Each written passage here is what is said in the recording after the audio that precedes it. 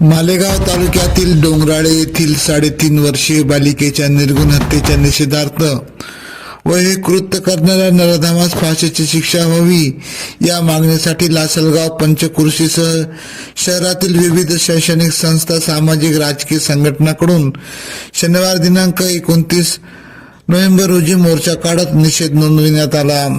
सकाळी 10 वाजता शहरातील बाबा अमरनाथ मंदिर एसटी डेपो पासून मोर्चाला सुरुवात झाली। डोंगराळे येथील चिमुकलीला न्याय दे, आरोपीला फाशीची शिक्षा द्या, न्याय मिळेपर्यंत लढा सुरू राहील असे फलक हाती घेत विद्यार्थिनींनी मोर्चात सहभाग घेतला। सदर खटला जलद गती न्यायालयात चालवत आरोपीस तातडीने फाशीची शिक्षा देण्यात यावी अशा मागणीचे निवेदन लासलगाव पोलीस ठाण्याचे पोलीस निरीक्षक भास्कर शिंदे यांना देण्यात आले।